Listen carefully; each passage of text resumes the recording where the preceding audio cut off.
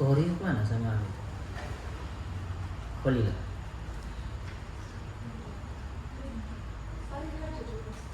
Qalila. Nur qalila. Bismillahirrahmanirrahim. Qala al-musannif rahimahullahu ta'ala wa nafa'ana bihi wa bi ulumihi wa bi barakatihi wa bi anwarihi fid dharain amin. Al-babus sabi asyara. Adapun ini ialah bab ke-17. Ai hadza al-babus sabi asyara. I'lam, ketahuilah, tahulah siapa kamu. Annas safara, sesungguhnya apa?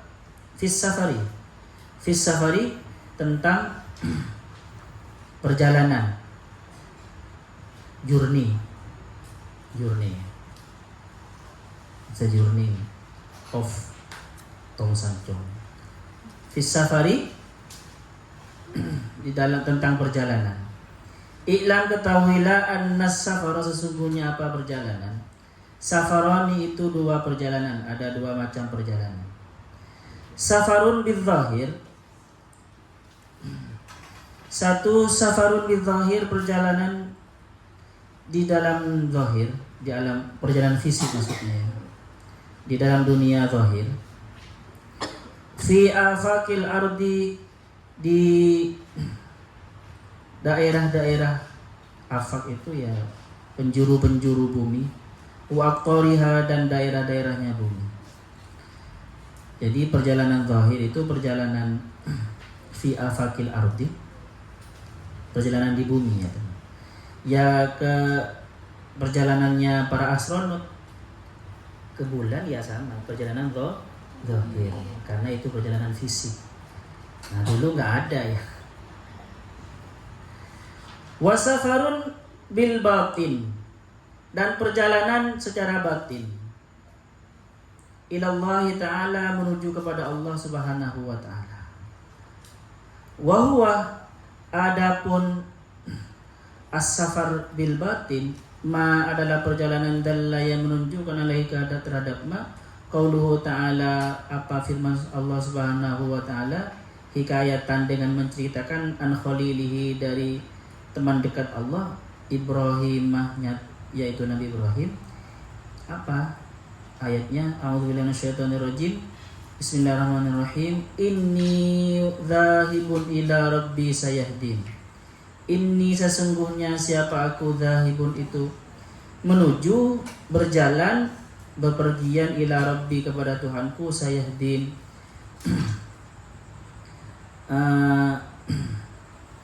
Maka sayahdin, maka dia, Allah maksudnya, Rabbi akan memberi petunjuk kepada aku. Ini yang namanya spiritual journey. Spiritual journey. Jadi perjalanan manusia itu ada dua ya teman-teman. Perjalanan hidup manusia ini ada dua. Satu perjalanan spiritual journey, yaitu menuju kepada Allah. Dan dua perjalanan ya nanti perjalanan kalian, fisik kalian setiap harinya itu. Kalau dibagi banyak ya, ada perjalanan fisik, ada perjalanan intelektual, ada perjalanan spiritual, ada perjalanan apa? Perjalanan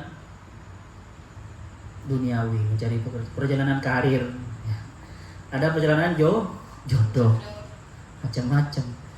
Perjalanan jodoh seseorang macam-macam, ada yang mulus setelah S1 langsung nikah, ada sebelum S1 sudah nikah, macam-macam. Ada sudah patah berkali-kali, patah hati berkali-kali. Yang namanya ini teman-teman perjalanan journey spiritual journey ini adalah perjalanan sangkang parani tumati. Yang itu kalau di dalam dunia Jawa dibahas dalam teori sangkang parani tumati, atau bahasa Al-Qur'annya inna lillahi wa inna ilaihi raji'un. Ya. Oke, saya terangkan. Sebenarnya perjalanan manusia ini sangat panjang. Makanya ada ayat yang mengatakan Innaka kadihun ila rabbika kadham famulaki. Sesungguhnya kamu itu capek. Maksudnya sudah berkali-kali jatuh, bangkit jatuh. Kadih itu teman-teman bangkit jatuh, jangkit jatuh. Capek seperti itu. Sudah mengalami kegagalan berkali-kali, ya sukses juga dalam menuju kepada Tuhan. Tetapi ingat pasti famulaki, kamu pasti akan bertemu dengannya. Tapi kalian tidak merasa ya, perjalanan ruh kalian ini, ruh itu kan dari Allah ya. Ruh yang ada di dalam diri kita ini, tapi ruh yang latifah ya. Jadi dalam diri manusia itu ada unsur fisik, ada unsur ruh. Unsur ruhnya saja ada tiga. Satu, ruh nabati. Ruh nabati itu adalah ruh tumbuhan. Jadi ruh nabati ini teman-teman walaupun belum makan, tidak makan dulu, itu sudah tumbuh. Seperti sebelum ditiupnya ruh, janin kan itu sudah bertumbuh kan, mulai dari sperma itu, zigot, terus semua berkembang. Itu ruh nabati. Seandainya tidak ada ruh nabati, ya tidak akan berkembang itu. Ada namanya nanti ruh hewani. Ruh hewani ini ya ruh hewani seperti binatang itu, ruh binatang yang nanti butuh berkembang biak, butuh makan, butuh tidur, semua ruh binatang. Nah, ada ruh yang namanya ruh latifah ar-rabbaniyah. Ruh latifah ar-rabbaniyah yang dikatakan jiwa yang suci. Jiwa kalian yang suci. Ini sebenarnya manusia yang ini teman-teman. Itu dari Allah ya, dari min watonillah, dari negeri Tuhan istilahnya. Bahasa tasawufnya itu dari negeri itu Tuhan. Ini yang disebutkan dalam Quran, wa idza sawaituhu wa nafakhtu fihi min ruhi, dan aku tiapkan di dalam manusia itu min ruhi, dari ruhku. Ini aslinya manusia sebenarnya. Karena ini berasal dari negara Tuhan, maka sangat rindu setiap harinya kepada Tuhan. Oleh kita itu ruh ini, yang ini sering dikotori. Dikotori dengan apa? Dengan kemauan-kemauan yang bawaannya ruh nabati, bawaannya ruh hewani, bawaannya fisik, dikotori. Padahal ini kangen sebenarnya. Kadang oleh kalian ini dibuat tidak ingat kepada Allah, lalai. Kadang bahkan oleh kalian dikotori dengan dosa. Tetapi kadang sholat kadang belajar tentang Tuhan. Makanya innaka kadihun ila rabbika kadham famulaki. Tapi ingat, pasti kalian akan bertemu. Ini yang namanya perjalanan spiritual. Ini versinya tasawuf. Kalau versi yang lebih luas, manusia ini pernah ya. Tapi jangan ditafsirkan bagaimana. Manusia ini pernah menjadi sesuatu yang tidak direken. Hal ata 'alal insani hinum minad dahri lam yakun syai'an madhkura. Sudah pernah dialami oleh manusia, yaitu suatu masa dari masa-masa manusia, yaitu apa? Hinum minad dahri lam yakun syai'an madhkura. Manusia itu bukan sesuatu yang disebut-sebut, artinya sesuatu yang remeh. Ya, jadi sebelum kita dicipta sebagai walaqad khalaqnal insana fi ahsani taqwim ini, manusia benar-benar diciptakan dalam bentuk paling sempurna ini, teman-teman. Sebelumnya pernah diciptakan dalam bentuk yang tidak direken. Apa Ustaz, apa ini faham evolusi? Ya terserah kalian mau memanai apa. Tapi ayat Al-Qur'an mengatakan pernah dialami sebuah masa oleh manusia, di mana manusia ketika itu tidak disebut, bukan sesuatu yang disebut-sebut, bukan sesuatu yang direken, sesuatu yang remeh.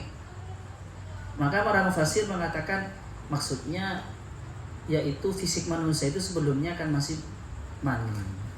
Sebelum mani masih berupa sari makanan, itu kan tidak direken. Ada yang mengatakan seperti itu. Tetapi ada yang mengatakan yang paham evolusi, ya enggak, ini evolusi. Manusia sebelumnya itu sudah mengalami kehidupan beratus-ratus kali. Maksudnya berevolusi. Tapi kalau kita jangan evolusinya Darwin ya. Evolusi sunnatul. Evolusi sunnatullah itu apa? Evolusi yang memang kehendak Tuhan. Kalau Darwin itu kan evolusi, teori evolusi yang seakan-akan Tuhan tidak ikut campur terhadap penciptaan kita. Kita dari kera, terus seiring berkembangnya zaman jadi manusia. Itu kan seakan-akan Tuhan tidak ikut campur. Kita ini pahamnya, maksudnya kalau mau memang ada evolusi seumpama memang benar, ya berarti evolusi sunnatullah. Evolusi yang memang rekayasa Tuhan. Apa namanya, sutradara skenario tuh Tuhan. Paham? Bukan ini. Jadi kenapa teori Darwin itu menjadi salah, negatif sekali dalam dunia Islam? Karena dalam teori itu tercermin faham apa namanya? Ad-dahri adil. Faham dahri ya teman-teman. Kalian pernah ngaji ilmu kalam? Kaum dahriyah. Kaum dahriyah itu adalah kaum yang mempercayai bahwasanya alam ini, semua manusia itu, semua kejadiannya itu alami. Faham? Tidak ada Tuhan, tidak ada ikut campur Tuhan, tetapi alami itu, mengikuti hukum alam. Itu hukum alam itu.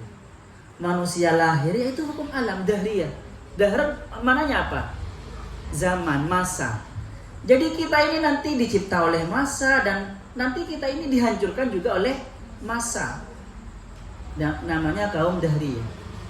Di sana itu ya tidak ada terselip pemahaman nilai-nilai ateisme, tidak percaya Tuhan.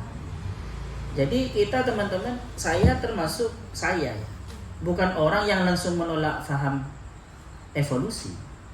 Tetapi seumpama saya menerima faham evolusi, ya berdasarkan Al-Quran yang tadi itu, hinu minad dahri lam yakun syai'un. Tetapi faham evolusi ini bagi saya, faham evolusi sunnatullah. Memang ini skenario Tuhan diciptakan seperti itu. Ya seperti apa ya nggak tahu ya, kita kan nggak tahu, nggak mengalami. Tapi intinya saya yakini kita pernah mengalami menjadi sesuatu yang tidak direken-reken. Lam yakun syai'an mazkura. Terserah apa mau ditafsirkan seperti tadi itu. Kita masih berupa tanaman di dalam tanah, terus dimakan oleh ayah kita, akhirnya menjadi sperma, terus menjadi benih yang sekali keluar berapa miliar, 3 miliar, yang akhirnya yang menang yang menjadi kita kan ya. Itu kan tidak direken. Bisa seperti itu, bisa ya mungkin nggak tahu seperti apa. Tapi intinya kita ketika jadi manusia seperti ini adalah sudah bentuk paling sempurna. Laqad khalaqnal insana fi ahsani taqwim. Ini makanya ahsanu taqwimnya kita ini jangan disia-siakan teman-teman. Jangan sampai kita kembali waradatnahu asfala safilin, dan kami kembalikan manusia asfala safilin. Jangan sampai seperti itu.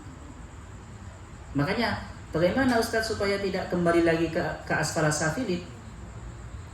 Ya beriman kan jelas di Al-Qur'annya, illal ladzina amanu wa amilus sholihat. Faham ya teman?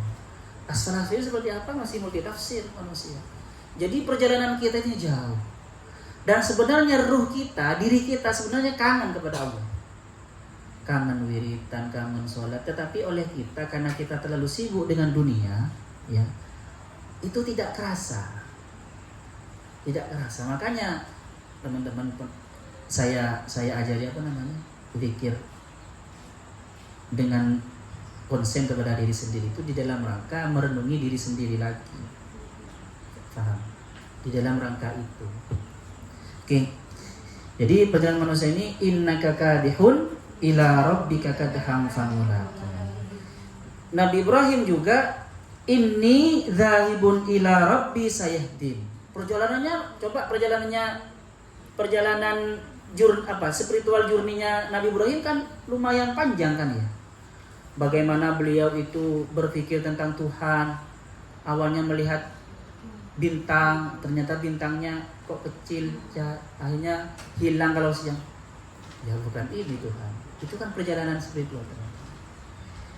Dan bawaan manusia pasti tertarik, penasaran kepada siapa yang menciptakan dia, siapa Tuhan dia. Buktinya kalian tahu perjalanan cerita Hai bin Yaqdhan Iya, Ibnu Miskawi. Ibnu Miskawi apa? Ya Ibnu Miskawi. Yang pernah belajar filsafat Islam. Hai bin Yaqdhan itu adalah anak manusia yang oleh orang tuanya dibuang ke hutan dan akhirnya dirawat oleh kera, ada yang mengatakan dirawat oleh harimau. Itu karena manusia punya akal, bawaan fitrah. Yuladu al fitrah itu, kullu mauludin yuladu fitrah. Dia itu semenjak sudah punya pikir, dia berpikir dia. Ketika yang merawat itu mati, terus teman-temannya mati, siapa yang membuat mati? Berpikir.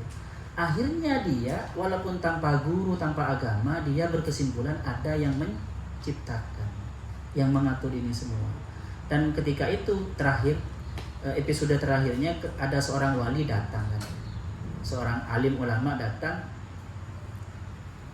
dan kenalan, akhirnya bicara tentang Tuhan. Ya sama, paham? Akal tanpa agama, kalau akalnya benar, kalau akalnya masih sehat, ya pasti akan mengakui adanya Tuhan. Ya sama ternyata. Ketika tapi dia tidak tahu siapa namanya. Akhirnya oleh sang wali itu, sang sufi itu diberitahu namanya adalah Allah. Pencipta alam semesta ini, yang mengatur, yang membuat mati bumi, maksudnya yang merawatnya itu ya Allah. Seperti itu. Namanya Allah. Tapi dia dulu pahamnya ada yang mengatur, intinya ada yang mengatur. Ini perjalanan spiritual manusia seperti itu. Kalian perjalanannya pasti kan macam-macam ya. Apalagi seperti tadi itu dipetakan, perjalanan cinta, perjalanan intelektual, perjalanan spiritual, perjalanan karir, perjalanan jodoh, macam-macam. Dan uniknya teman-teman, kita cobalah kita pikirkan, kita flashback, pikirkan, berusaha untuk berpikir apa yang dulu kita, yang menurut kita dulu itu wow, ketika masih SMP, wow menurut kita, oh ini penemuan saya. Tapi kalau dipikir sekarang itu sangat memalu. Iya, seperti itu. Evolusi manusia seperti itu. Evolusi intelektual kita seperti itu. Evolusi kedewasaan dan kesadaran kita seperti itu. Makanya kesadaran ini perlu diupdate. Perlu diupdate ya. Jangan sampai kesadaran kita ini masih kesadaran hewan. Kesadarannya masih tentang makan, tentang tidur, tentang dunia, jangan. Harus diupdate, kesadaran kita itu harus tentang Tuhan. Penasaran tiap harinya harus tentang Tuhan. Walaupun kalian semuanya sibuk dengan karirnya, walaupun kalian semuanya sudah menikah, sudah sibuk dengan anak, tetapi jangan lupa perjalanan menuju kepada Allah jangan sampai berhenti. Saya terus terang, istri anak saya itu sampingan. Pesantren sampingan, PNS saya ini sampingan. Perjalanan saya yang utama adalah mengenal Allah. Tiap hari tambah mengenal, tambah dekat dengan Allah. Itu perjalanan manusia yang sesungguhnya. Jangan sampai kalian disorientasi tentang tujuan perjalanan kalian. Ya, ini kok kayak Ustaz ini. Kok kayak seminar motivasi. Ya enggak, tapi memang seperti itu ya. Perjalanan yang sesungguhnya adalah spiritual journey. Yaitu apa? Zahibun ila rabbi ini. Ingat, pasti oleh Allah diberi petunjuk. Kalau kalian seumpama terus penasaran terus tentang Allah, pasti nanti itu ketemu dengan orang soleh yang membimbing kalian, atau ketemu dengan teman yang mengantar kalian ke seorang mursyid. Akhirnya di tangan mursyid itu kalian kenal Allah. Tetapi teman-teman, kalau kalian tidak penasaran sama sekali ke Allah, saya sudah hafal Al-Quran, saya sudah hafal tafsir 5 tafsir, Tabari, Ibnu Katsir hafal semua, ya Quraisy hafal Al-Misbah, sudah cukup.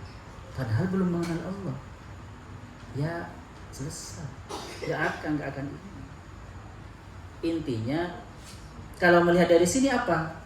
Normalnya manusia itu berarti penasaran kepada Tuhannya, penasaran kepada asalnya.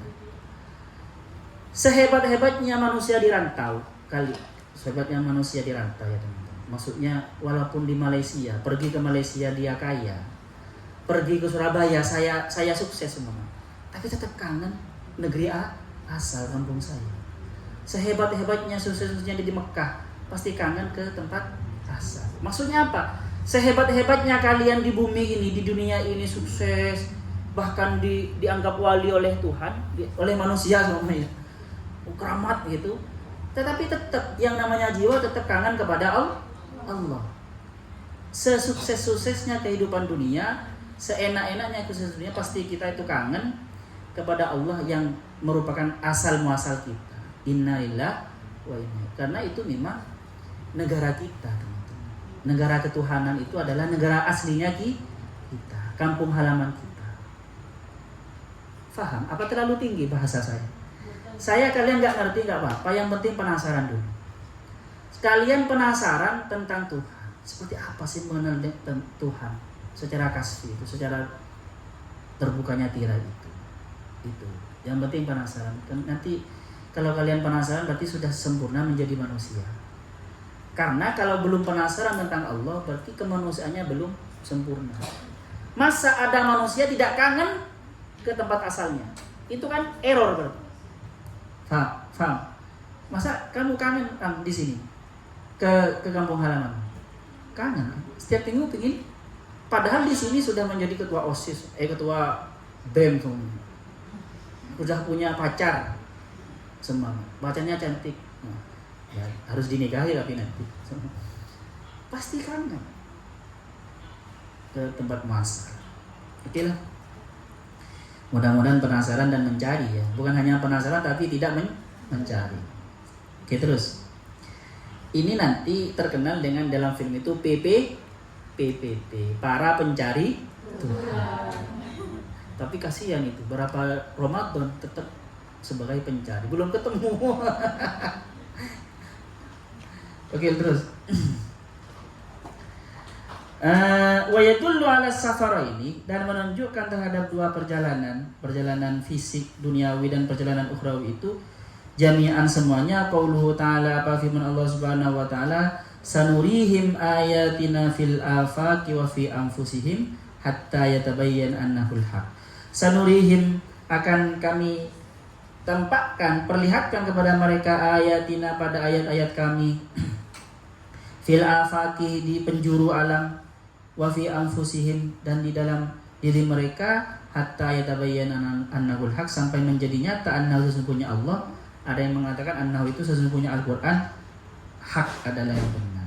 Nah, di sini teman-teman, di ayat ini, di dalam ayat ini ada dua perjalanan.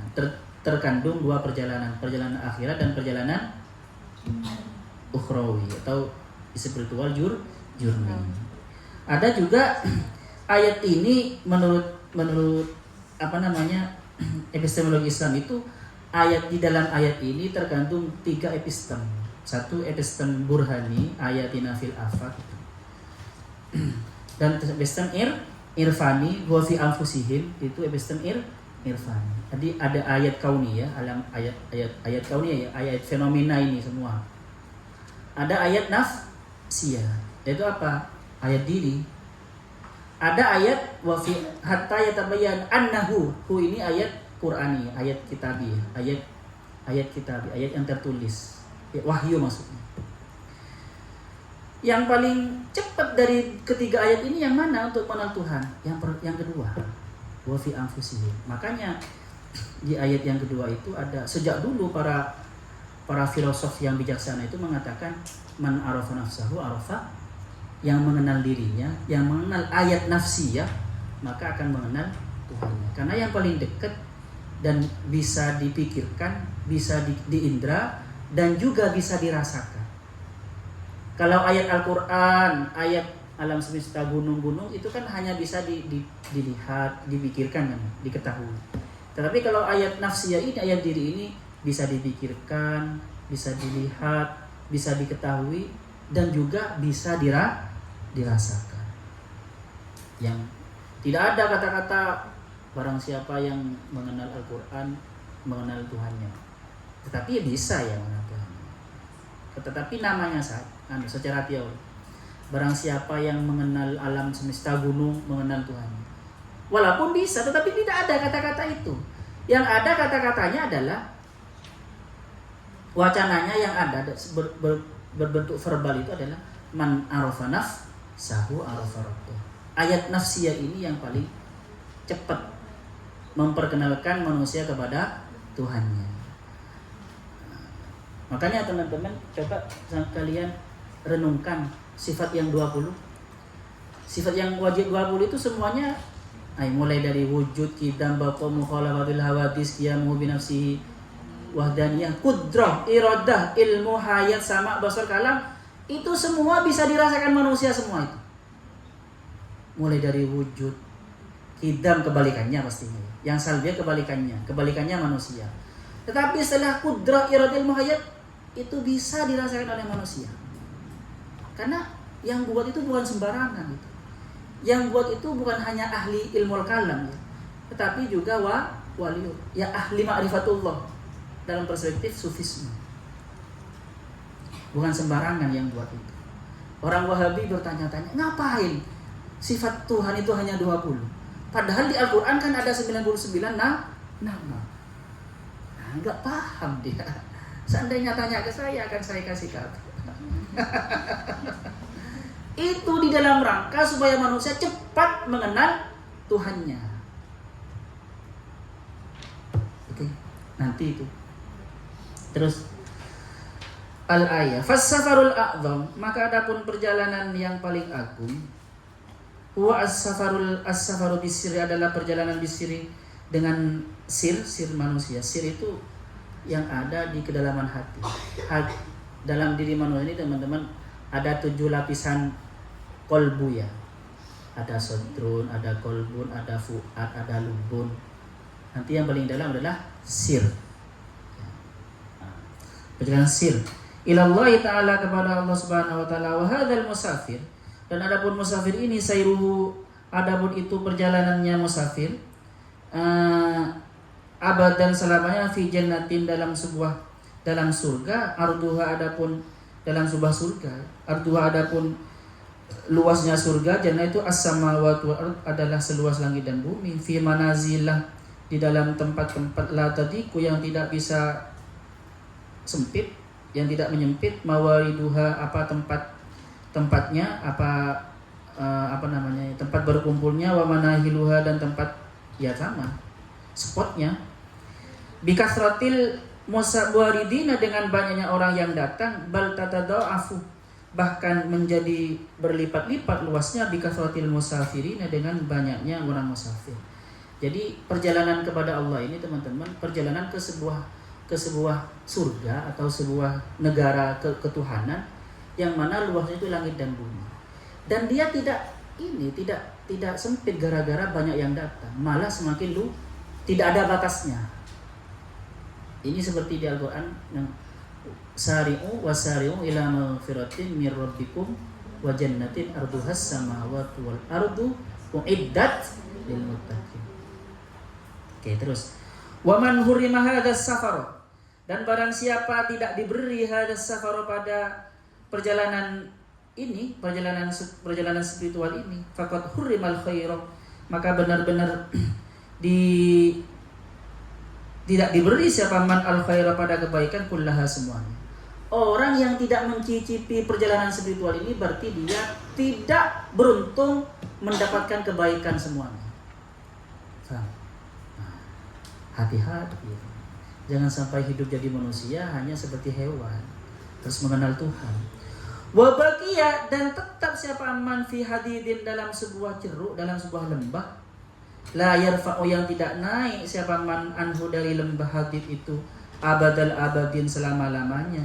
Wa jami'ul adabi, adapun semua tata krama was sunani, dan sunnah, allati waradat, yang datang biha, tentang al-adab wa sunan, al-akhbaru, apa hadis-hadis Nabi, wal ayat, dan ayat-ayat Quran, hiya adabus safari, adabun lihadihis safari, itu adalah tata krama lihadis safari, untuk perjalanan spiritual ini. Wa huwa safarul akhirah, wa adapun hada safarul akhirah, adalah perjalanan akhirat. Wa amma as-safarul zahir, adapun perjalanan fisik, perjalanan zahir, alladzi yahtassu, alladzi Yahtasu yang khusus, apalagi binaklil aqdami dengan memindahkan kaki, perjalanan safar itu. Waqatil manazili dan memutus tempat-tempat, melampaui tempat-tempat maksudnya. Fanahnu, maka adapun kami nubayyun akan menerangkan siapa kami faidah tahu pada faidah-faidahnya safar adz-dzahir wa adabahu dan adab-adabnya safarul zahir fi fusulin dalam beberapa fusul, dalam beberapa subbab. Nah, jadi yang akan diterangkan nanti adalah perjalanan. Kalau perjalanan spiritual sudah dianggap cukup ya. Kalau kalian ingin keterangan yang lebih lengkap nanti carilah di Ihya. Di sini akan diterangkan tentang adab-adabnya perjalanan fisik. Seperti kalian, oke teman-teman, kalian kesini ini perjalanan apa? Kira-kira? Hah? Perjalanan fisik iya, tetapi juga perjalanan spiritual. Muqaddimah perjalanan spiritual kalian. Muqaddimah spiritual journey-nya kalian. Tetapi kalau kuliahnya hanya untuk cari pekerjaan, ya murni perjalanan fisik, perjalanan duniawi. Terserah kalian apakah mencari ilmunya itu lillahi ta'ala seperti itu. Ada pertanyaan di sini? Monggo. Tadi kan bilang kalau ruh kita itu dari Allah. Iya. Penciptaan itu pasti tahu kalau akan kembali pada sang pencipta. Iya. Kenapa ada tujuan hidup, harapan hidup kalau kita nanti akhirnya kembali pada sang pencipta? Oh iya. Ya karena gini teman-teman. Ketika kita sudah masuk ke alam dunia ini, kita itu nanti terkontaminasi dengan hukum alam, ya, hukum rasional dan hukum materi. Akhirnya kita itu lupa akan sejatinya kita. Ditambah lagi dikotori dengan dosa-dosa. Makanya butuh oleh para orang-orang bijaksana itu, para sufi itu membuat memberi pelajaran tentang perjalanan spiritual journey, yaitu bertasawuf itu. Tujuan tingkatan pertama mengenal Allah sampai di mana, tingkatan kedua terusnya. Suluk pertama, suluk kedua, macam-macam istilahnya nanti. Karena memang cenderung tersesat, cobalah teman-teman. Dilepas gitu kan cenderung tersesat. Apalagi dunia ini penuh dengan sutradara, penuh dengan drama. Ya kan? Terlahir miskin, terlahir patah hati. Walaupun itu semuanya untuk adanya di Al-Qur'an jelas. Kenapa Allah itu menciptakan kesulitan-kesulitan dunia? La'allahum yarji'un. Supaya mereka itu kembali. Berarti kembali itu supaya kembali lagi. Artinya supaya mengenal Tuhan sebenarnya. Masa ada orang bisa kembali kalau tidak mengenal? Jadi seperti ini teman-teman. Nanti detik-detik kita mau mati itu bagaikan detik-detik ketika kita kembali dari merantau dari Mekah sebenarnya. Dari sejak kecil sudah berpisah dari orang tuanya. Sudah ke Mekah. Tidak tahu seperti apa dulu karena berpisahnya masih kecil. Orang tuanya kan bisa kenal.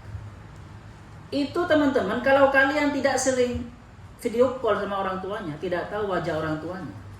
Ketika sampai di bandara, ya, kisah bapak bilang, kalian bisa salah, bisa dibujui orang, ayo kesini, ditawari sama travel, ayo saya antar, akhirnya ternyata perampok. Tetapi kalau kita tahu sering biasa miss call dengan Tuhan, detik-detik mau mati ya enak. Setiap sholat kita video call dengan Tuhan semuanya ya. Kita kenal kepada Tuhan. Detik-detik mau mati. Dan detik-detik mau mati ini teman-teman adalah cobaan yang luar biasa. Salah ketika itu ya kita sengsara. Tersesat perjalanan kita. Tetapi kalau kita kenal ya enggak. Makanya butuh kenalan. Butuh sering video callan dengan Tuhan. Walaupun kalian merantau kemana harus kenal dengan Allah. Kita ini bagaikan anak domba sejak kecil yang sudah lepas dari orang tua. Sebenarnya kangen, sama kangennya seperti ayam kecil itu, ayam saya itu, ketika dipisah dari induknya itu jerit-jerit itu, nggak tenang. Sebenarnya jiwa kita seperti itu, teman. Baru ketika kita bisa wiritan enak, bisa menghadap Allah, itu jiwa kita itu enak, tenang gitu. Makanya kan ala bidzikrillah tatmainnul, mengingat Allah itu pasti tenang, karena seperti anak bayi yang kembali lagi ke asalnya ibunya, pangkuan ibunya, pasti tenang pasti. Ya harus seperti itu, Fariha, harus ada fase-fase supaya mana ini harus. Kalau tidak ya tidak terarah. Perjalanan kita tidak terarah. Perjalanan seperti itu. Nyambung ya jawaban saya dengan pertanyaan Musa. Apa? Apa salah menjawab saya? Maksudnya apa maksudnya? Benar. Ya memang seperti itu. Harus diarahkan. Siapa yang mengarahkan? Pastinya orang yang kenal Tuhan. Siapa yang mengarahkan kita, yang jadi guide kita ke Mekah? Pastinya yang pernah ke Mekah.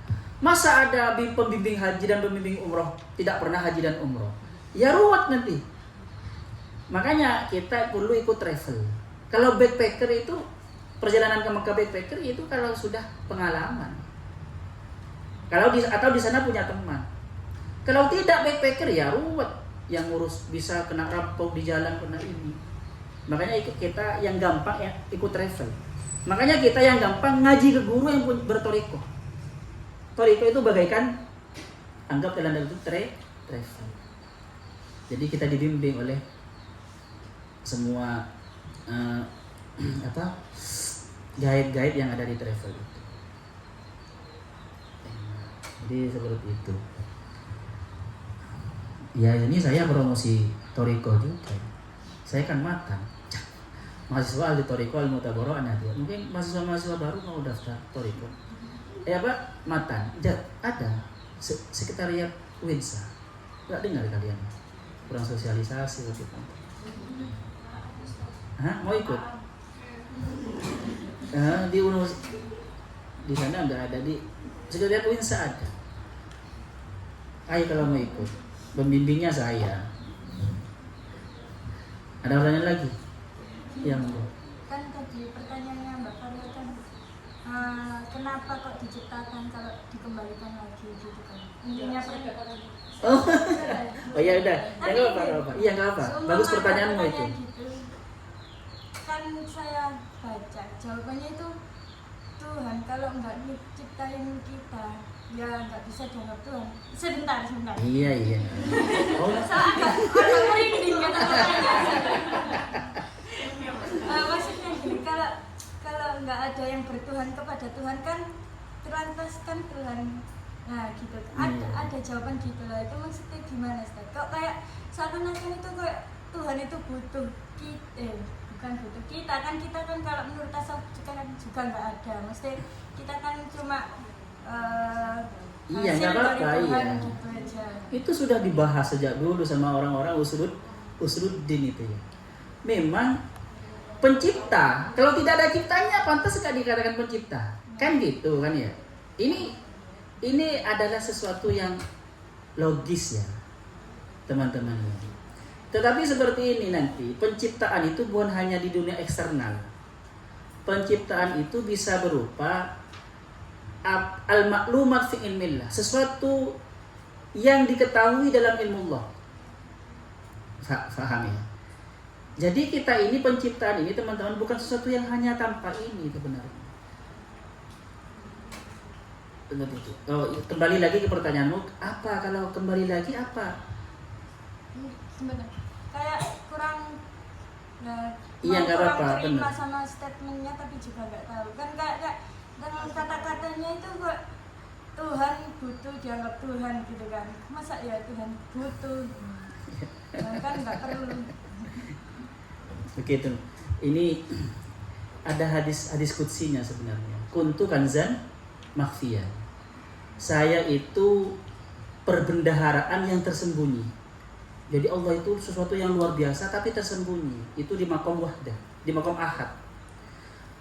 Fa'ahbabtu an uqrafa. Maka saya senang untuk dikenal. Jadi Allah itu memang senang untuk dikenal, sama seperti kalian, tapi tidak sama ya. Seperti kalian ketika menciptakan itu, ketika berbuat sesuatu pengen dikenal, pengen dia. Kalian ketika berdandan pengen minimal kalian melihat di cermin. Faham ya? Fa ahbabtu an u'rafa, maka aku itu senang untuk dikenal. Fa khalaqtul khalq, maka aku menciptakan makhluk. Fabi arifuni, maka denganku makhluk itu mengenal aku. Ini tidak bisa saya terangkan di sini ya. Fabi arifuni itu sangat luar biasa. Itu seperti araftu rabbi wa rabbi, aku mengenal Tuhanku dengan Tuhanku. Tetapi intinya teman-teman, kita diciptakan oleh Allah ini sebenarnya adalah nikmat yang paling luar biasa. Satu ya, karena menjadi ada dari sebelumnya tidak ada, itu adalah an-nikmatul uzma. Ya. An-nikmatul uzma. Tetapi apa gunanya tuh? Ya itu tadi itu. Fa ahbabtu an u'rafa. Aku senang, aku suka untuk dikenal. Siapa yang mengenal Tuhan? Ya makhluknya. Makhluknya mengenal Tuhan dengan siapa? Ya dengan Allah sendiri. Kita mengenal Tuhan dengan fa'ababtu an u'rafa fahalaqtul khalqa fabi arifuni. Ya seperti itu. Ya kata-kata filsafat ya seperti itu memang. Tuhan itu menjadi Tuhan karena ada makhluk yang menuhankan. Ya iya. Tetapi seumpama tidak ada makhluk, tetap Allah itu tetap Tuhan. Tetapi dijawab, ditanya, dikejar. Terus siapa yang menuhankan? Asalkan kalian tetap meyakini bahwasanya Tuhan itu tetap Tuhan walaupun makhluk tidak ada, ya sudah, kalian tidak murtad. Benar akidah kalian benar. Karena teman-teman, sesuatu yang tidak ada itu menurut kita adalah karena tidak ada di alam nyata ini, fi alamil khariji, di alam eksternal. Padahal ada alam yang namanya yang bukan alam syahada, yaitu alamul ghaib. Bahkan di atas alamul ghaib itu ada alam yang lebih halus daripada alamul ghaib. Itu makhluk juga itu. Jadi tetap Tuhan itu pasti menciptakan. Kan gini kan, sifat Tuhan itu kan qidam ya. Qidam itu maksudnya sifat melihatnya Tuhan itu qidam sejak dulu. Sifat menciptakannya Tuhan juga qidam sejak dulu. Sejak dulunya apa? Tidak ada awalnya. Sifat apa? Sifat Allah sebagai Tuhan juga sejak dulu qidam. Qidam kapan? Fi zamanil azal, tidak ada awalnya. Makanya saya ngajari ke Sefa itu, qidam artinya apa? Qidam adalah Allah pasti ada sejak dulu, tidak ada awalnya. Bako Allah pasti ada pasti selalu ada, tidak ada akhirnya. Seperti itu. Yang kudrah ini nanti saja ya, kita belajar itu. Jadi ya seperti itu. Jadi Allah menjadi Tuhan, sifat Allah sebagai Tuhan itu qidam. Kita yakini ini ya. Sifat Allah sebagai pencipta juga qidam. Walaupun alam baru ada. Oke. Alam ini baru ada apa tidak? Baru ada. Apakah sebelum adanya alam ini tidak ada ciptaan? Pasti ada, karena keyakinan kita Allah sebagai pencipta itu qidam sejak dulu. Paham? Jangan salah ya. Ini hanya kecil sekali dari penciptaan Tuhan ini, dan barusan ini. Sebelumnya ya pasti ada. Jangan membatasi kapan Tuhan menciptakan, jangan dibatasi. Oke lah, ada wacana lagi. Mungkin kita perlu membahas sifat yang 20 itu. Sifat yang 20 penting itu memang teman-teman. Tapi kalau ngaji ke saya sifat 20 itu perspektif sufisme. Perspektif tasawuf, bukan perspektif ilmu kalam. Sampai di sini asallahu yang fana malimna yu'allimuna ma lam na'lam. Rabbana anfa'na bima 'allamtana, Rabbi 'allimna alladhi yanfa'una, Rabbi faqihna wa faqih ahlana wa qarabati lana fi dinina. Rabbana anfa'na bima 'allamtana, Rabbi 'allimna Rabbi faqihna wa faqih ahlana wa qarabati lana fi dinina Rabbana anfa'na bima 'allamtana Rabbi 'allimna alladhi yanfa'una Rabbi faqihna wa faqih ahlana wa qarabati lana fi dinina subhanakallahumma wa bihamdika asyhadu an la ilaha illa anta astaghfiruka wa atubu ilaik. Assalamualaikum warahmatullahi wabarakatuh. Untuk